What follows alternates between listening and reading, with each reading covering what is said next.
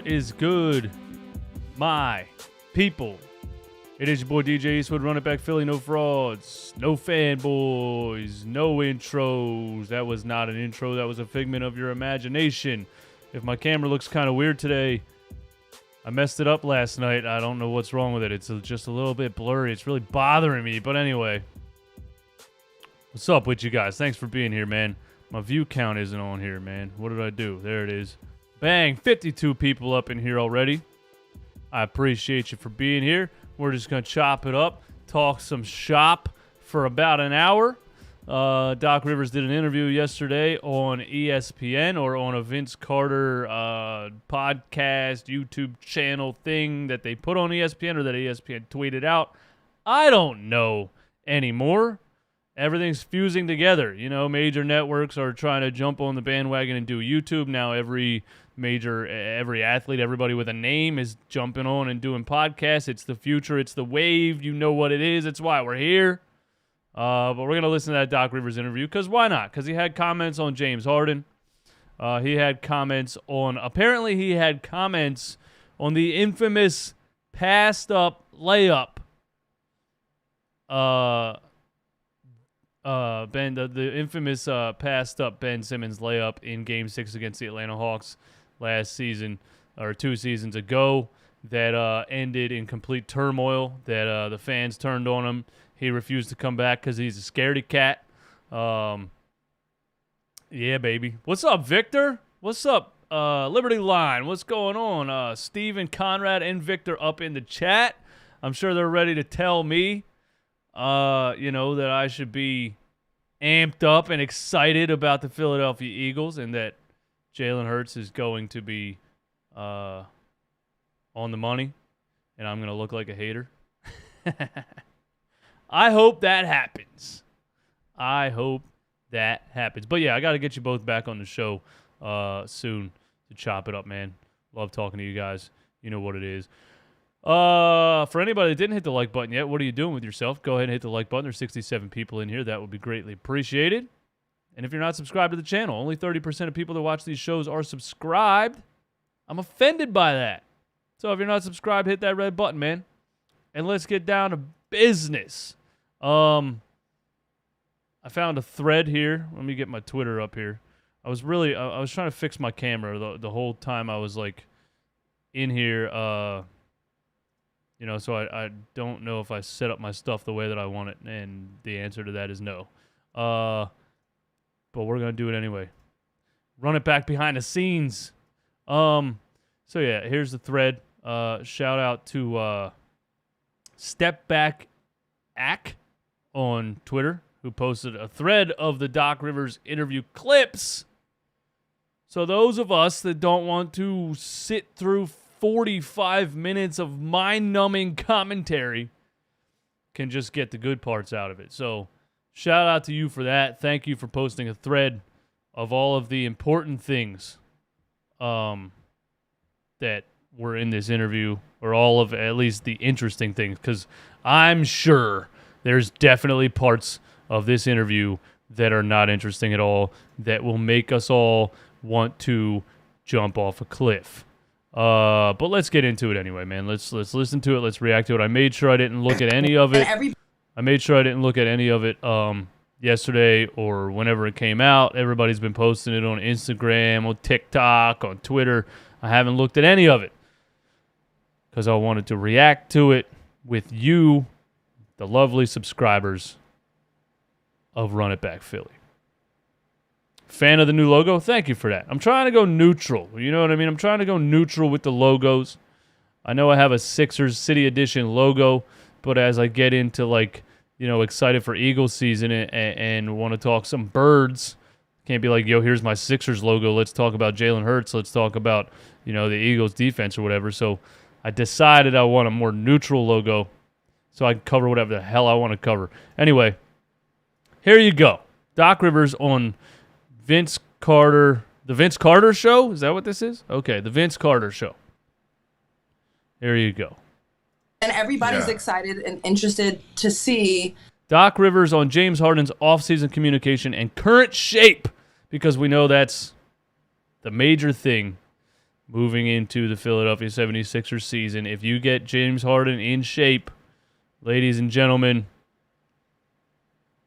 you have a big three. You heard it here first. Maybe you didn't hear it here first, but you heard it here first. You heard it here second, maybe third, fourth, or fifth. Here you go. What, his shape and conditioning is like. I'm curious just how much contact you've had with him this summer to talk with him, check in with him, see what he's up to. Too much. He calls me too much. You can tell him that. Yeah, he really does. It's been great. He's working. He's working his butt off. He calls me too much. I'm trying to golf, man. I'm not trying to think about basketball. I don't even think about basketball during the season. Let me golf, James. I think about 9 of the guys were in town last week, and they worked out every day together. That's, Vince, when you start seeing that kind of stuff, that's the guys, that's the players getting each other. And when you see that, that's a good sign. He works out with our developing guys. They report back. He's in great shape. And he is working his butt off. I saw him about 4 days ago, and he looked great. Obviously I didn't see him play, but I just looked at him. And so, James knows, James did some good stuff this summer for the team. And I like what I hear. James Harden is in shape. And the clips that we went over 2 days ago on that lunchtime live stream, I don't want to go crazy. But he's really looking a lot closer, a lot more similar to his old self. He's looking a lot closer to at least what he looked like physically in a Houston Rockets jersey. I don't want to go crazy here, because if that happens, the Sixers are taking over the world. SLR, Doc had hip surgery. He hasn't been playing golf. LOL, y'all say anything. Man, come on. It's August 2nd, bro. You out here defending. There's a Doc Rivers defender in the chat in the middle of August. What is really happening? And what are your hobbies if one of your interests is defending Doc Rivers on YouTube? Anyway, good Lord. I try to read the chat. I try to read the chat. It's just mind-numbing sometimes. Yeah, I do say anything, bro. It's 12 p.m. on August 3rd.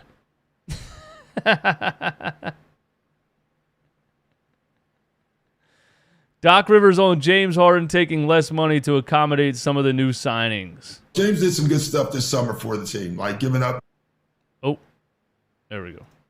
Summer for the team, like giving up money. It's. I always laugh at that, and it's awesome, right? It's awesome that he did that. And fans always like, yeah, that's the great thing to do. Yet there's no businessman that would ever give up money for his own. I always laugh at that. Like, athletes are supposed to, but businessmen are not. I'm never, that thing's always. I agree with that. Josh Harris ain't giving up a dime. But James. Expect if James Harden's healthy and the Sixers look like they can run the NBA, watch those ticket prices, boy. Watch those ticket prices. James, in this case, I thought was the perfect thing to do. He knew he was in a tough, negotiating position himself from last year. He was honest about that. It's rare that you get the honesty that you get from him. And then secondly, he was like, listen, I want to win. How can we do that? How can I use my contract to help us win? So it just tells you that right now he is in the right place, and we needed him there, honestly, because we would not have been able to do what we did without the help from James this summer. That is facts. We would not have been able to do what we did without the help of James this summer. And I think that's, the main reason that he did it. Because he wants to win, and he knew his legacy's on the line. Maybe not his legacy. Well, his legacy is kind of on the line, When you play NBA basketball, when you're at the top of your game, when you're at the top of the best league in the world for how many years, and you never win an NBA championship, or you never even get to the NBA finals,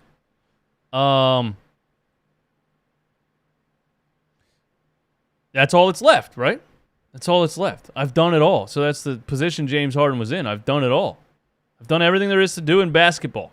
I lived my whole life playing basketball, high school, college, getting to the NBA. I lived my whole life playing basketball and trying to get here, and I did all of that.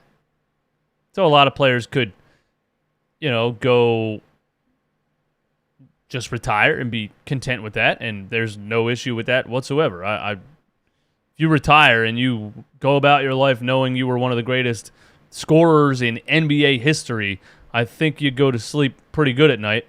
But the competitive spirit and just the competitive drive that's inside these players, most of these players, not the player that we're also going to talk about, but most of these players, the competitive drive that's in there, they want to win a championship. So he says, hey, I've made all the money I want. I've made all the money. I've done all the things. I have all the accolades. I want to win. And, he bounced in Houston because he knew that team was falling apart around him. He got to Brooklyn. The Kyrie Irving situation is such a headache. Kevin Durant is such an unpredictable personality. And they had no bench. They had no depth. They had no interior defense. It wasn't a good team. I wasn't scared of the Brooklyn Nets from the jump when they signed those three guys, and I said that from the jump, and just mark it down as another thing DJ Eastwood was right about. But I said it from the jump, and James Harden said, you know what, man, nah, this ain't gonna get it done. If I'm gonna have a couple years left, I want a chance to win, and I don't see it happening with these two maniacs. So he comes to Philly, and he says, Joel Embiid, young Tyrese, Tobias, the most overpaid fourth option in the history of the game, but he's still there. He's good. He's a good fourth option. He says, hey, if we just get a little bit of depth, if I get in shape, Tyrese keeps working, if Joel stays healthy, and I take less money and let my guys, let Daryl sign my boy PJ, let Daryl sign my boy Daniel House, who people don't talk about enough, who've made his entire NBA career, literally. His name is only known because of catching and shooting off of James Harden assists. That's the only thing Daniel House has ever done in the NBA. So he lives off of James Harden. So, hey, go get my boy PJ. Go get my boy Daniel House. Oh, yeah, by the way, we brought in a 24-year-old bucket getter in DeAnthony Melton. So James sees that he can win, took less money because he wants to win. And he also, James did some good stuff this summer for them. Like I talked about with Sean Bernard yesterday. I was on the Pick Swap podcast yesterday, by the way. Sean Bernard, Pick Swap podcast. Go find that on YouTube. I was on there chopping it up with Sean Bernard for about a half hour. And we were talking about that. And, yeah, it's kind of the best of both worlds for the team and for James Harden. It was just perfect timing because James needed to do it to show that he has enough in the tank to maybe get another 3, 4, 5-year contract out of, I don't know if it's the Sixers, but maybe another team, who knows. So he kind of had to do it, and that's what Doc Rivers just said. And we needed him to do it. So, hey, it was perfect. It was perfect. Let's continue with the Doc Rivers interview. Where to go? There it is. Doc on adding PJ Tucker and DeAnthony Melton and some thoughts on the Heat series. Yeah, that's interesting. Where's the play button at? One of the moves. And, not only getting PJ Tucker, I think one of the moves that people aren't looking at is DeAnthony Melton. Yes! I love the kid. I think he fits our DNA. And I was honest with our team and our organization after the That's what I wanted to hear from you, Doc Rivers. Doc Rivers just talked good about a player that's under the age of 30. That's what I wanted to hear from you, man. That makes me feel good. That makes me feel like I can expect Doc Rivers to play DeAnthony Melton. All right, let's finish the clip. I just got too excited right there, man. And, not only getting P.J. Tucker, I think one of the moves that people aren't looking at is DeAnthony Melton. I love the kid. I think he fits our DNA. And I was honest with our team and our organization after the season. Like, we wasn't good enough to beat Miami. I disagree with that, Doc. We were good enough to beat Miami. Joel Embiid broke his face. It's all Pascal Siakam's fault. They were tougher. They were more bought in, and we needed to add some toughness to our team. And getting PJ obviously handles a lot of that, but DeAnthony Melton is the same DNA as that as well. And so we needed that on this team. And he can make shots. He can shoot the ball. And playing with Joel and James, the fact that you can make threes and make plays, it's going to be huge for us. Doc Rivers is a big-time DeAnthony Melton fan. And I'm the leader of the DeAnthony Melton advocate group. I've been saying this since we signed the kid. I think he's going to be an absolute bucket off the bench. I think he's going to fit in perfectly with exactly what we need off the bench.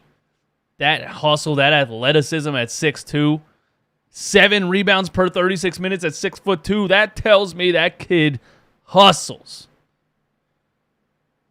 And he can shoot the 37% per 36 at 8 attempts per game per 36. I mean, that is just worlds better than a Furkan Korkmaz or a Matisse Thybulle or even a Shake Milton off the bench. I'm sorry. DeAnthony Melton is the best young bench player we've had since Tyrese Maxey was coming off the bench. That's where I'm at. That's where I'm at with it. What else we got here? Doc on the tampering allegations. Oh, let's hear this. Don't get yourself in trouble, Doc.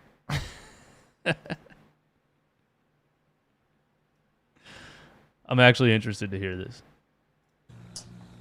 Well, you just do. You handle it because... Do you guys know who this chick is on the right? Listen, I'm not here to slander anybody, but why does she look like she either drank a 12-pack of Red Bulls for breakfast or she's scared to death? Anyway, let's continue. Well, you just do. You handle it because it's not true.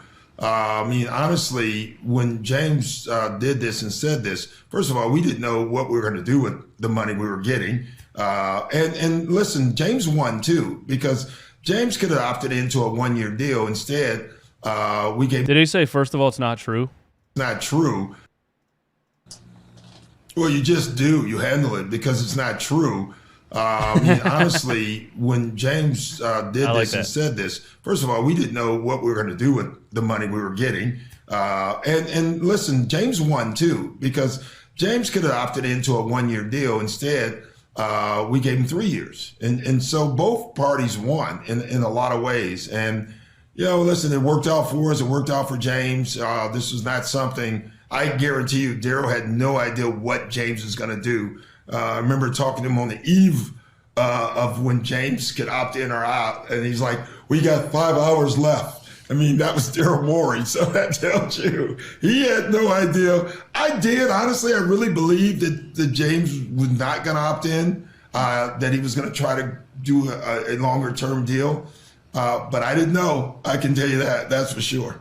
I mean, that was kind of along the lines. I was like, does it frustrate you guys? Because that is gold for your organization, where you're a superstar player who's constantly in the media, good or bad or whatever, makes that sacrifice. Like, when you see it, you're like, oh man, some of us probably like, I didn't see that coming. And he did that. And then all of a sudden it's kind of rain on your parade. Is that frustrating? I mean, like I said, I know what you said, you deal with it, but as an organization, you sit there and like, look at this, man.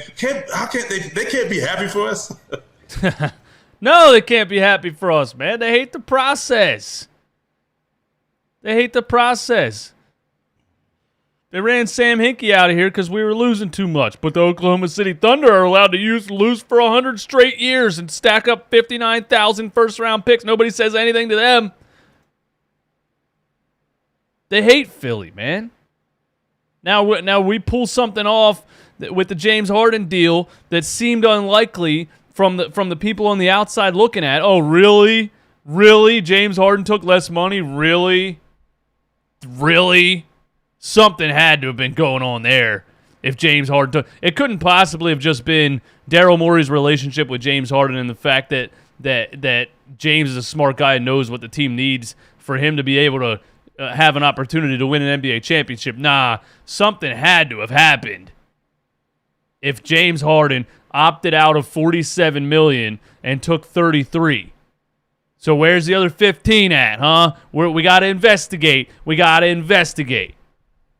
You know how it is in Philly. They're not happy for us. They hate us. But we don't care. No. Because, you have 29 competitors against you. And so there's no doubt that some team, especially probably the team that we took players from, they're like, this is not fair. How did they do that? How did they do that? Yeah. Oh, shots at the Miami Heat? Is it shots at the Miami Heat? How'd you guys get PJ to go to Philadelphia?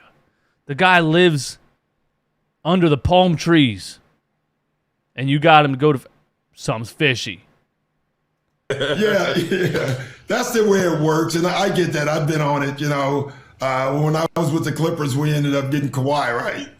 Yeah, the whole league was all over us, And then I got fired. Interesting comment there, Doc. About it. And so it's just the way it works, but this is a competition, bro. And not only getting PJ Tucker, I think one of the moves that people aren't looking. Is there more in the thread? Please tell me there's more. All right, he didn't post the Ben Simmons comments, and I want to hear that because but of course my dude RB Philly Take posted it, and I want to hear that because Doc Rivers spent an entire NBA season defending this fraud, arguing with the media, lying to the media, telling us we don't know what we're talking about. Why does everyone care if Ben Simmons scores a point? He does so many amazing things. You guys are all idiots. And then it all came down to Game 6 to the wide-open layup to tie the game that he passed. Everything everybody was saying about that dude that Doc Rivers was telling us we're wrong about, all built up and erupted in a volcano in the form of a passed-up layup. So I'm interested to hear what this dude has to say about that, and if he's going to admit, he won't admit. He won't admit that he was wrong, but I'm excited to hear about it. But I thought it showed us, and even on the famous Ben play. Hold on. The famous Ben play. All right. But I thought it showed us, and even on the famous Ben play, if Ben had laid it in, we would have got 2 points. Ben threw it to Matisse. Matisse got fouled. He made one free throw. We still got 1 point. So it's just a -1 in that instance. So.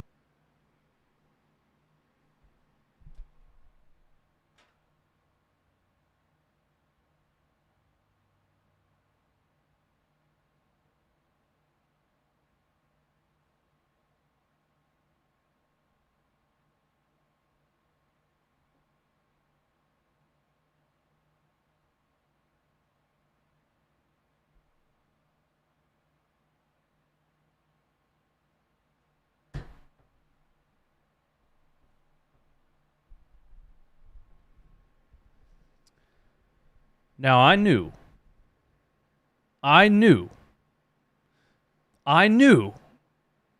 that Doc Rivers was not going to admit that he was ever wrong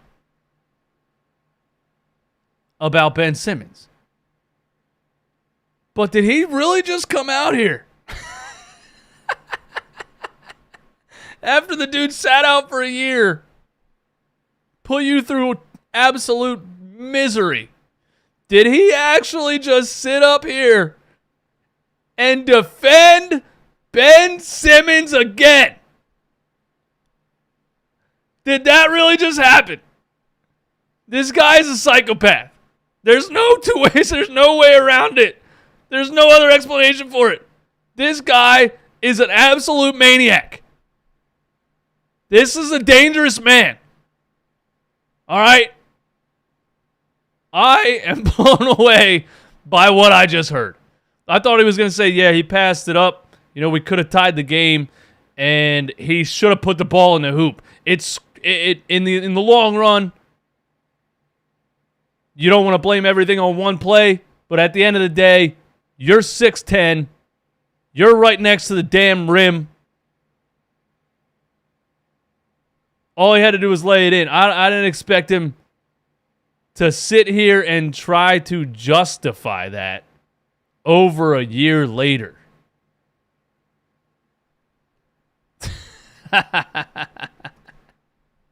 I should have expected it. Why put anything past Doc Rivers? He is the ultimate I am never wrong person, man. I've never met a more I am never wrong person than Doc Rivers. My goodness. All right, let's get through the whole clip, and I'll try not to jump out the window. But I thought it showed us, and even on the famous Ben play, you know, if Ben had laid it in, we would have got 2 points. Ben threw it to Matisse. Matisse got fouled. He made one free throw. We still got 1 point.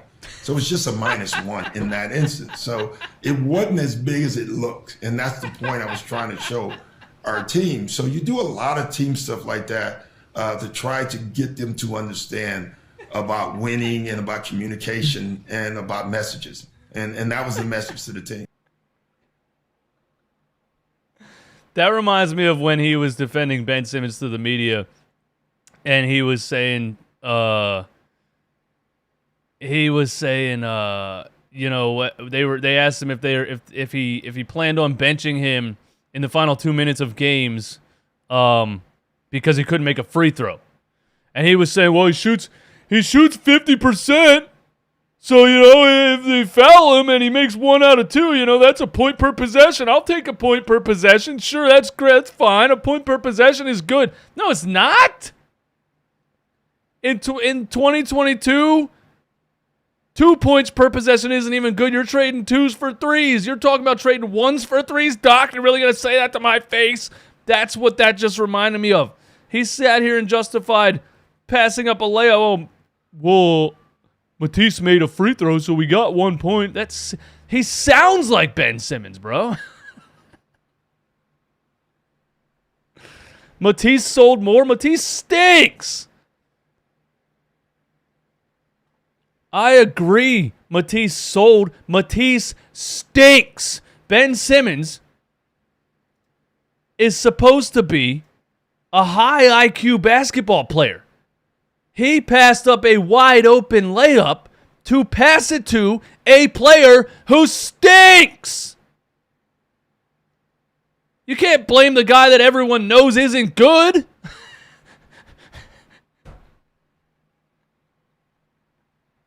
What? Bro, that's like me being in a NASCAR race and choosing to drive a Ford Focus and say, well, it's the car's fault. It's not fast enough. Yeah, no shit. You're driving a Ford Focus into a NASCAR race. Why am I mad about Ben Simmons over a year later? We just have to hope that Sam Cassell and the rest of the coaching staff can do the right thing, because this guy doesn't have it, man. I'm sorry. We got to stop killing Thibault, man. He's going to be a better shooter this year.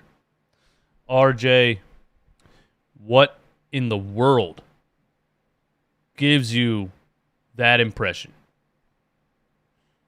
Why? What makes you think Matisse Thybulle is going to be a better shooter this year? Not only was he a worse shooter in his second year than he was in his rookie year, he attempted less three-point attempts, so he didn't even try to get better. He's scared. He's actually Ben Simmons 2.0, except he can't dribble or pass the ball. Do you know how we were yelling that Ben Simmons is 4-on-5? At least Ben Simmons can do something with the ball in his hands. At least in a fast break transition. I'm the biggest Ben Simmons hater on the planet. Matisse Thybulle is worse for your team than Ben Simmons. Imagine that. And yeah, he has to shoot 40% from three to have any longevity in the NBA because he can't do anything. He has to at least be a 3-and-D guy. You can't be 0-and-D, bro. Ain't no 0-and-D in the NBA. Oh! 130 people still in here, man. What's going on? What's up? How you doing today? Thanks for being here. About 20 minutes left here on the show. And I want to cover some Philadelphia Eagles things because the player that I haven't talked about, I haven't really touched on at all, really, is the Fletcher Cox reincarnated Jordan Davis. Jordan Davis should excite you. Jordan Davis being on this Philadelphia Eagles team should excite you. Nakobe Dean being on this Philadelphia Eagles team should excite you. Those are two players. Think about that draft. Those are two players that led not just the best defense in college football, a historic defense in college football. Nakobe Dean fell in the draft to the point where Howie Roseman actually drafted a high-ranked linebacker. Still not sure why he fell because of a rumored pec injury that he still kind of denies. Jordan Davis is an absolute animal. And a report came out yesterday, day 5 of training camp, that Jordan Davis was lined up next to Fletcher Cox on 11-on-11 drills. Do you understand? Now, Fletcher Cox had a down year last year, and he signed 1 year. Maybe he's at the end of his career. Maybe he's washed. I don't know. But if he even bounces back to 50% of what he was in his Pro Bowl seasons, do you understand how much havoc Jordan Davis and Fletcher Cox are going to wreak on offensive lines in the NFL? Think about that. Visualize it. Picture it. And read this. Eagles defensive line coach Tracy Rocker on the value of Jordan Davis to the other linemen. You have to block him. Sometimes it takes 2. Sometimes it takes 3. Who does that sound like? That sounds like Fletcher Cox to me. I remember so many times where other players on the defense were able to make huge plays. Brandon Graham strip sack in the Super Bowl because the offensive line was busy using 2 or 3 players to try to stop Fletcher Cox. Now you add another player of that magnitude, another player of that size, speed, and strength. You can't one-on-one Jordan Davis. He's 6'6", 340. You can't one-on-one Jordan Davis. From the jump, NFL offensive lines are going to have to double-team Jordan Davis. And what if Fletcher Cox is still at a level where they have to double-team him? You know, that down year that he had last season, a lot of that in defense of him could have been, hey, I'm getting double and triple teamed the whole year because I don't have anybody else out here on the defensive line that can attract that kind of attention. So maybe Fletcher Cox was just taken out of games because the offensive lines weren't really scared of anyone else with Brandon Graham out for the year.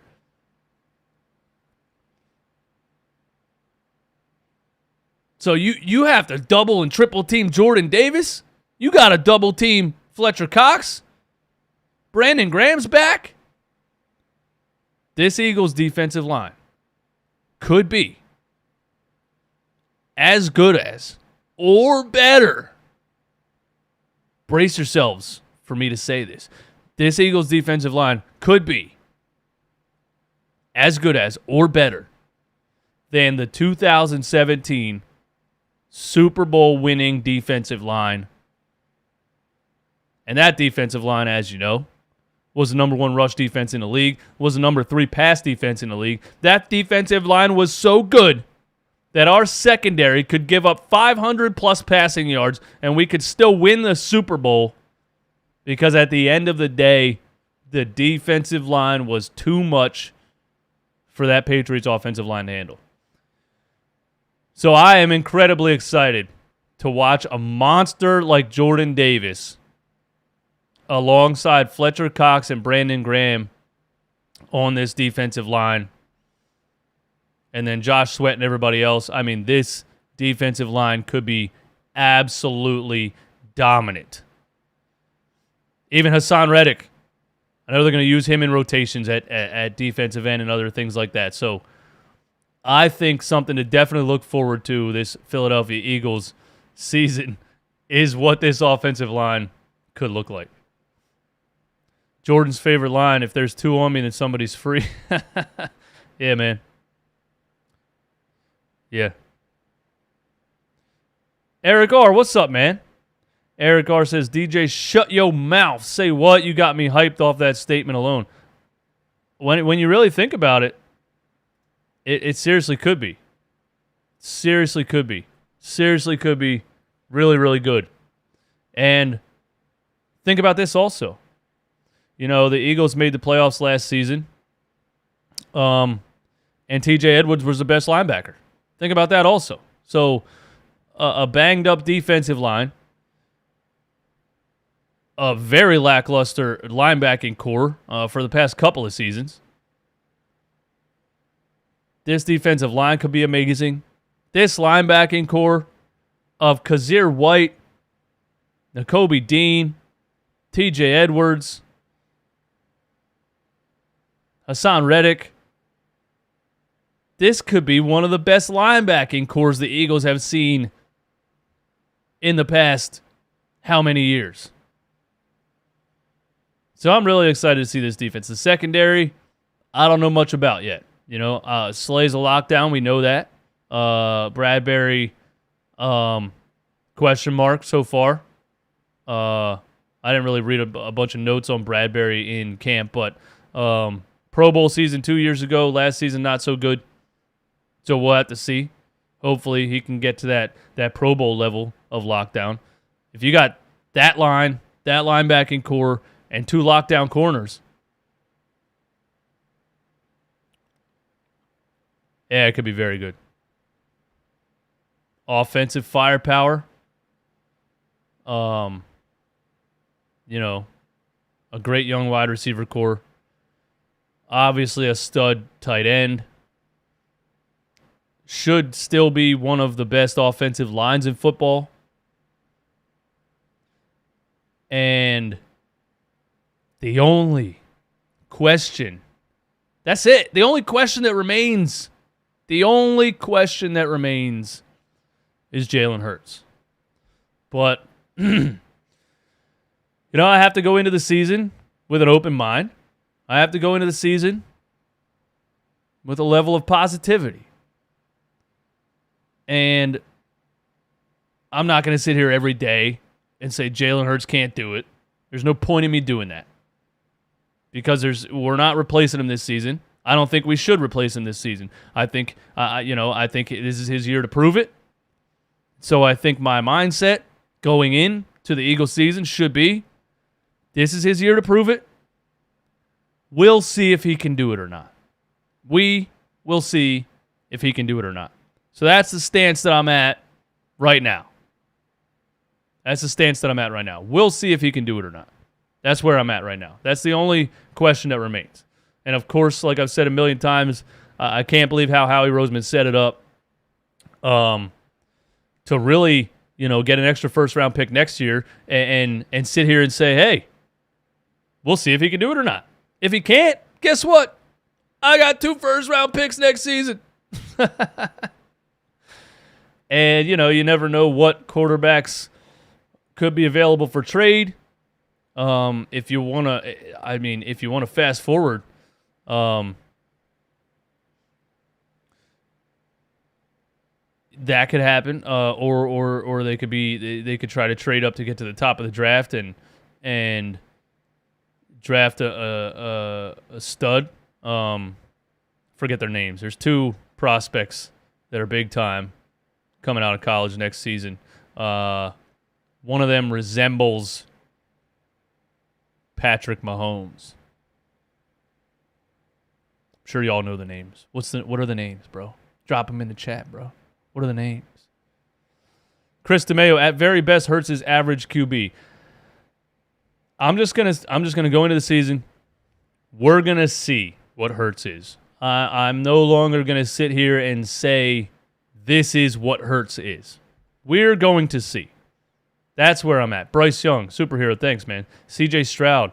Which one of those dudes is short? Because I'm not on. I'm passing on that in the NFL.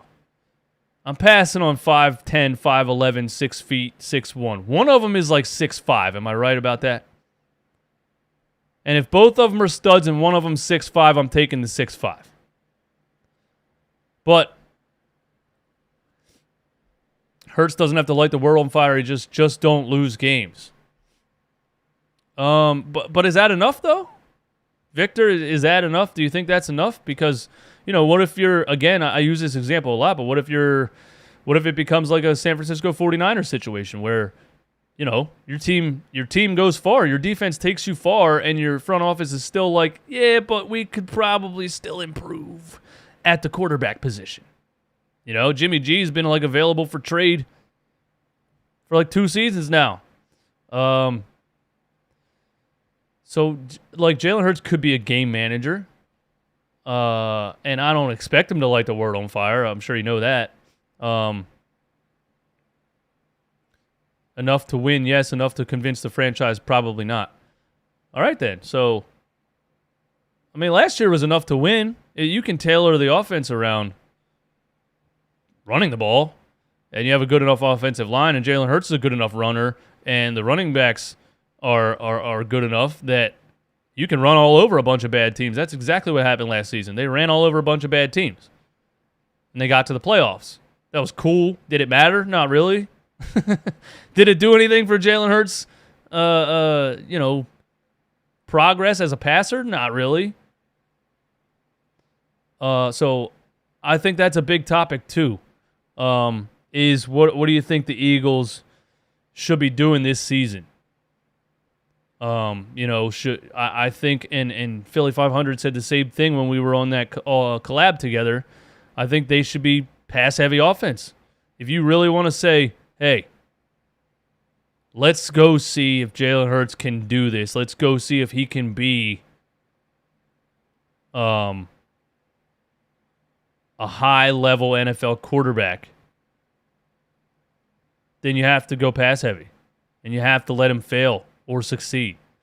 There's no benefit, in my opinion, to being run-heavy and just managing games to get a bunch of regular season wins, because what does that really do for you in the long run? That's where I'm at with it, though. What is encouraging, though, Hurts' best day of practice came on the first day of full pads. He's a gamer. That might be true. That might be true. I wish I saw a video of the reported 50-yard touchdown that he threw to Jalen Reagor. Is there a video of that, Victor? Did you post that on Philly Pod Instagram or anything? Eagles 100% don't want to rush heavy offense this year. They're finna throw that thing, hopefully, to their own players.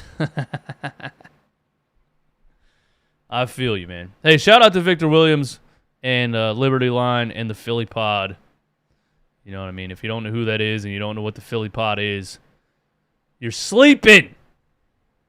Go join the wave. Go join the wave, man. You're not allowed to film them. How do some of the videos come out? Like, you know, there's videos of some things, like Jockey Sports, first of all, and this is, you know, I want Jalen Hurts to succeed. All I ever do is say what I think he's really bad at. That's all I really say. But I would never go this far. Jockey Sports posts like a 10-second clip of Devontae Smith dropping a slant, and the title says, Jalen Hurts misses Devontae Smith on slant. Like, that is clearly putting something out there to reach for interaction, to piss people off, to be called a hater. Like that, you know what I mean?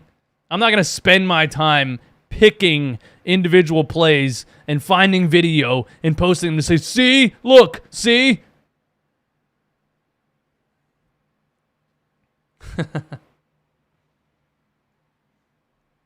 We can record drills, but not actual practice reps. Other teams could see it. Hey, shout out to Victor. I'm assuming you have a press pass. That's dope. That's awesome. And if you get any discounted Eagles tickets, you know, hit me up.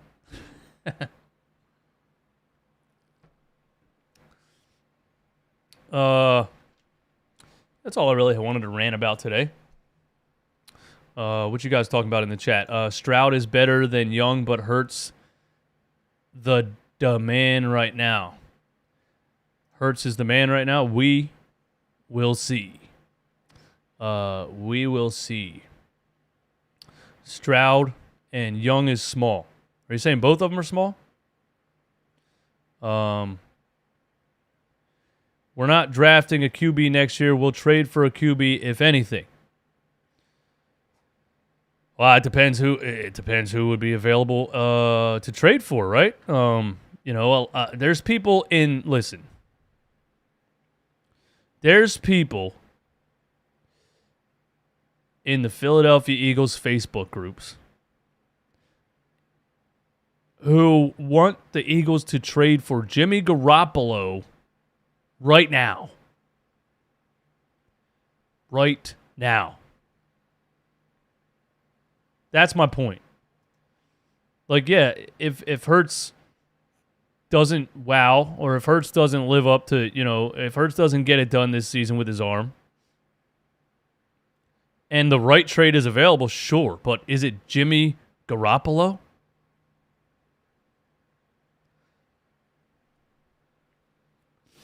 Victor, you can promote whenever you want, bro. I don't care. But that's my point. Yeah, it has to be the right trade. It's not, I mean, how can you say they're not going to draft a quarterback and they're definitely going to trade for a quarterback? Tannehill or Hurts? Ooh! Victor, we got to collab soon, man. Tannehill or Hurts? As good, listen, and I'm going to sound like a hater, but as good as I think this Eagles team is on paper in all facets, I would slide Ryan Tannehill right in there, and you might win a Super Bowl. I'm not saying Ryan Tannehill's amazing, but Ryan Tannehill's a pocket passer who can get the ball where it needs to be. Yeah, he hasn't taken Tennessee anywhere.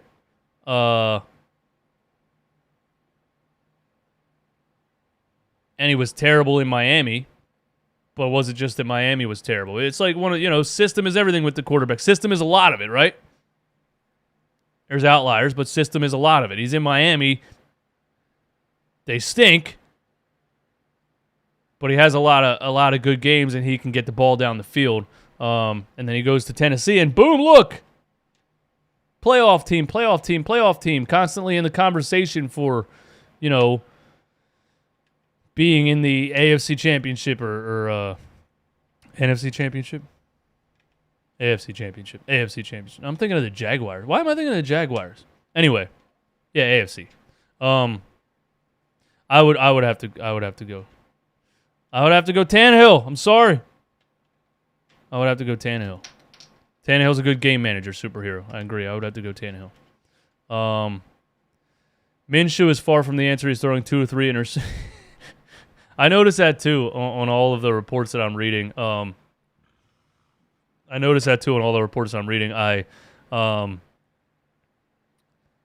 okay, so here's how you identify a Jalen Hurts hater. All right. Jalen Hurts realist, me. I test Eastwood. Jalen Hurts realist. Jalen Hurts hater. We need to trade for Jimmy Garoppolo right now. Or, even more extreme, Minshew mania. It's time for Gardner Minshew. Because, Minshew,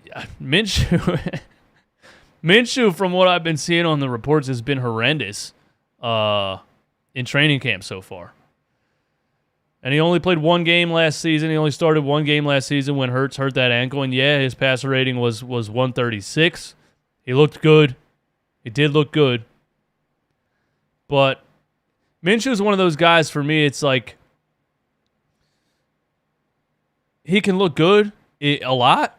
He looked good in Jacksonville. He had Jacksonville, he had some incredible games in Jacksonville. The worst ones are capping for Carson Strong. Good Lord. But Minshew had some great games in Jacksonville and some great numbers in Jacksonville with a really bad team.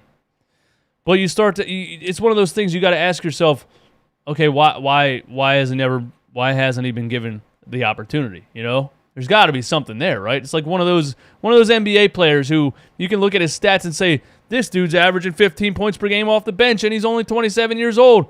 And you're like, yeah, well, why is he on his 6th NBA team? There's got to be a reason, right? There has to be a reason Minshew is not an NFL starter. There has to be a reason. And his training camp so far has not been great. So, yeah. Jalen's going to be great. Just watch. I like the confidence. Tannehill's a good game manager. He can be our Nick Foles 2.0. I agree. You could win that way, but I would rather draft a quarterback because I want to draft a quarterback. I like having that 10-year span. I grew up in the Donovan McNabb era. I like having that 10-year span. And, drafting a young quarterback and seeing even Carson Wentz his first couple years, you saw it, his rookie season. Yeah, it was against the Cleveland Browns week 1, but we were like, wow, this kid has talent. This kid could be great. And if it wasn't for being made out of glass, maybe he would have been great. And his lack of work ethic. Yeah, I'm putting that out there.